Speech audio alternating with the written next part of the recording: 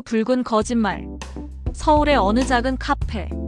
40대 초반의 남자 김준호가 창밖을 바라보며 깊은 한숨을 쉰다. 그의 손에는 이혼 서류가 들려있다. 사랑이라는 게 정말 존재하는 걸까? 아니면 모든 건 그저 계산된 연극일 뿐인 걸까? 2년 전 서울 강남구에서 작은 IT 회사를 운영하는 김준호. 42세, 한 번에 실패한 결혼 경험이 있는 그는 외로움에 지쳐 있었다. 형, 정말 괜찮을까? 국제결혼 말이야. 야, 요즘엔 다 그래. 우리나라 여자들 너무 까다로워. 베트남 여자들은 순수하고 가정적이라고 하던데. 성민의 권유로 준호는 국제결혼 중개업체를 찾아간다. 깔끔한 사무실, 벽에 걸린 수많은 행복한 커플들의 사진. 김 사장님, 걱정 마세요. 저희가 엄선한 여성들만 소개해드립니다. 모두 대학 졸업에 한국어도 어느 정도 가능하고요. 브로셔 속 사진들을 보던 준호의 시선이 한 여성에게 멈춘다. 밝은 미소의 24세 베트남 여성, 응우엔 티란. 하노이 공항에 내린 준호. 습한 열기와 낯선 소음들이 그를 맞이한다. 호텔에서 만난 난. 그녀는 생각보다 한국어를 유창하게 했고 밝고 활기찬 성격으로 준호의 마음을 단숨에 사로잡았다. 오빠, 한국 정말 가고 싶어요. 제 꿈은 한국에서 공부하는 거예요. 그래? 그럼 내가 도와줄 수 있어. 카페에서, 공원에서, 란의 집에서. 3일간의 만남 동안 두 사람은 급속도로 가까워진다. 란의 가족들도 준호를 진심으로 환영해주는 것 같았다.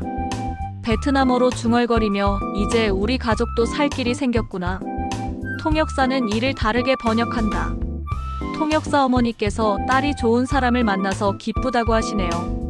한국에 온 난. 준호의 아파트에서 시작된 신혼생활은 마치 꿈만 같았다. 뭐 필요한 거 있으면 언제든 말해. 한국 생활 적응하기 힘들지? 괜찮아요, 오빠. 오빠만 있으면 돼요. 라는 한국 음식을 배우고 한국어 공부에도 열심이었다. 준호의 친구들과 회사 동료들 모두 란을 좋아했다. 야, 너 정말 복받았다. 란씨 너무 예쁘고 착해. 하지만 작은 신호들이 있었다.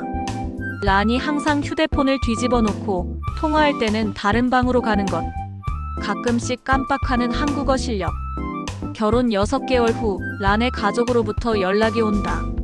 오빠, 미안해요. 아버지가 갑자기 아프셔서 수술비가 필요해요. 얼마나 필요해? 500만 원 정도. 너무 큰 돈이죠? 미안해요. 준호는 주저없이 돈을 보낸다. 하지만 한 달 후 또 다른 요청이 온다. 어머니가 교통사고를. 정말 미안해요, 오빠. 이번엔 300만 원. 그 다음엔 동생의 학비. 또 그 다음엔 집 수리비. 뭔가 이상하다. 하지만 가족이니까. 내 아내의 가족이니까 도와야 하는 거 아닌가?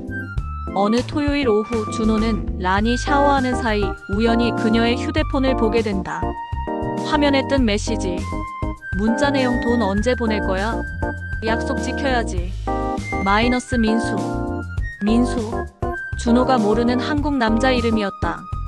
더 찾아보니 수많은 메시지들이 있었다. 오늘 못 만나? 남편 눈치 보지 말고. 미안해, 오늘은 안 돼. 의심받으면 안 되거든. 그럼 내일 호텔에서 보자. 준호의 손이 떨린다. 더 올라가 보니 사진들이 있었다. 란과 모르는 남자가 포옹하고 있는 사진. 호텔 침대에서 찍은 사진들. 그날 밤 란이 잠든 후 준호는 그녀의 휴대폰을 다시 확인한다. 발견한 것들은 충격적이었다. 카카오톡 단체방 한국 남편들 마이너스 5명의 베트남 여성들이 참여한 채팅방. 우리 남편 또 200만 원 보냈어 키읔키읔. 대박, 나는 이번 달에 300 받았어. 우울증 연기 진짜 잘했나봐. 언니들 외도 들키면 어떡해? 나 요즘 한국 남자친구랑 너무 재밌어서. 그냥 울면서 사과해. 한국 남자들 바보라 다 용서해줘. 준호는 휴대폰을 떨어뜨릴 뻔한다. 다음 날 준호는 사설 탐정을 고용한다. 김 사장님, 확실한 증거가 필요하시죠? 며칠만 시간을 주세요. 일주일 후 탐정이 가져온 자료들. 란의 진짜 나이는 28세. 이미 베트남에서 한 번 결혼한 경력이 있었다. 그리고 한국에 온 지 불과 2개월 만에 민수라는 남자와 만나기 시작했다. 이 여성, 한국어 실력도 상당합니다. 유창한 수준이에요. 적어도 2-3년은 배웠을 것 같은데요. 그럼 처음부터 모든 게 거짓말이었다는 건가요? 죄송합니다. 하지만 증거는 확실합니다. 그날 저녁 준호는 란과 마주 앉는다. 란, 우리 얘기 좀 하자. 무슨 얘기요, 오빠? 민수가 누구야? 란의 얼굴이 순간 굳어진다. 누구요? 모르는데요? 거짓말하지 마. 다 봤어. 너희 호텔 가는 것도 메시지도. 갑자기 울음을 터뜨리며 오빠 미안해요. 정말 미안해요. 왜 이런 짓을 했어? 처음엔 정말 오빠를 사랑하려고 했어요. 하지만 너무 외로웠어요. 한국 생활이 너무 힘들었고. 그래서 다른 남자와 민수 오빠는 나를 이해해줬어요.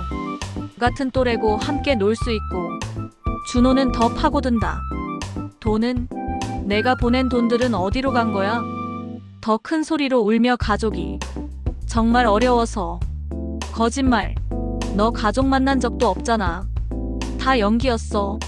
준호는 탐정이 가져온 자료를 꺼낸다. 이게 뭐야? 너 이미 베트남에서 결혼했었잖아. 나이도 거짓말, 학력도 거짓말, 가족 상황도 거짓말.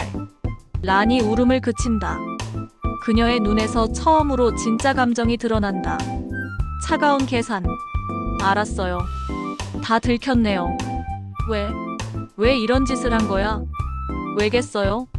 돈 때문이죠. 한국 남자들은 쉬워요. 조금만 애교 부리고 눈물 흘리면 다 넘어가거든요. 란의 진짜 이야기가 드러난다. 저는 베트남에서 결혼 중개업체에서 일했어요. 한국 남자들이 어떤 여자를 좋아하는지, 어떻게 행동해야 하는지 다 배웠죠. 그럼 우리 만났을 때부터? 네. 오빠는 제 5번째 남편이에요. 다른 사람들도 다 똑같이 속였어요. 준호는 충격에 말을 잃는다. 미안하다고 할 생각은 없어요. 오빠도 젊고 예쁜 여자 원했잖아요. 서로 원하는 걸 준 거죠. 사랑은? 우리 사이의 감정은? 사랑? 그런 거 없어요. 오빠는 나한테 안정된 생활을, 나는 오빠한테 젊음을 판 거예요. 그날 밤 나는 집을 나간다. 민수와 함께. 준호는 혼자 남겨진 아파트에서 지난 1년 반을 돌이켜본다. 모든 달콤했던 순간들, 모든 감동적이었던 말들이 거짓이었다는 사실. 내가 사랑했던 나는 존재하지도 않았던 건가?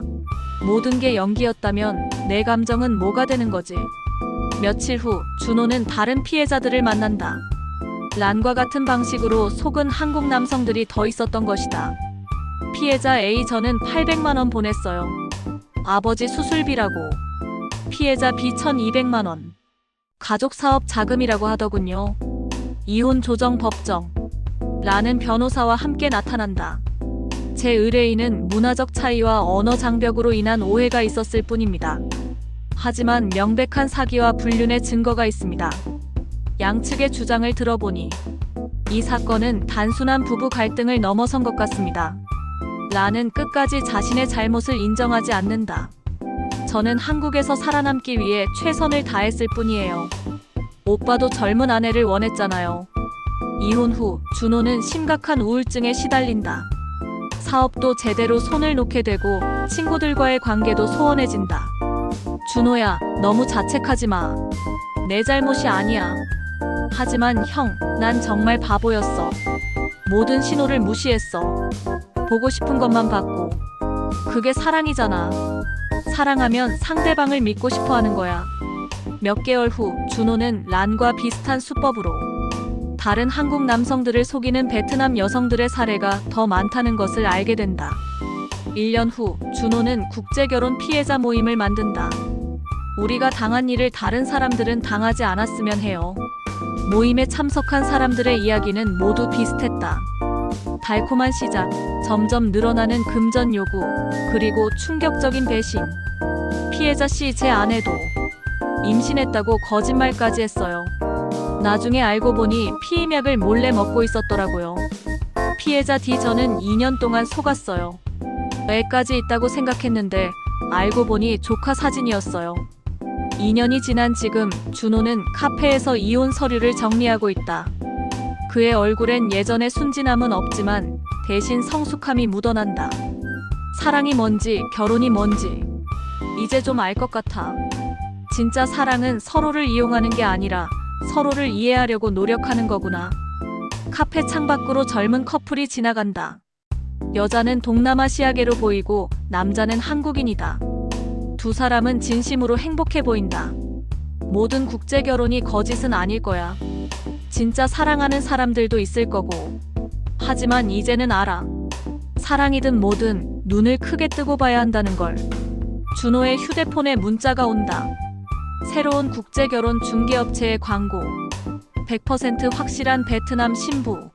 순수하고 가정적인 여성들을 만나보세요. 준호는 쓴웃음을 지으며 휴대폰을 끈다. 순수하고 가정적이라. 그때도 똑같은 말을 들었는데. 그는 자리에서 일어나 카페를 나선다. 서울의 거리는 여전히 분주하고 사람들은 각자의 삶을 살아간다. 이제는 진짜를 찾고 싶어. 가짜가 아닌 진짜를. 시간이 걸려도 괜찮아. 이번엔 제대로 하고 싶어. 준호의 뒷모습이 서울의 거리 속으로 사라진다. 그의 걸음은 여전히 단단하다. 이 이야기는 픽션입니다. 모든 등장인물과 상황은 창작된 것이며 실제 인물이나 사건과는 무관합니다. 국제 결혼에 대한 편견을 조장하려는 의도는 없으며 진실한 사랑으로 맺어진 많은 국제 결혼 부부들이 행복하게 살아가고 있음을 밝힙니다.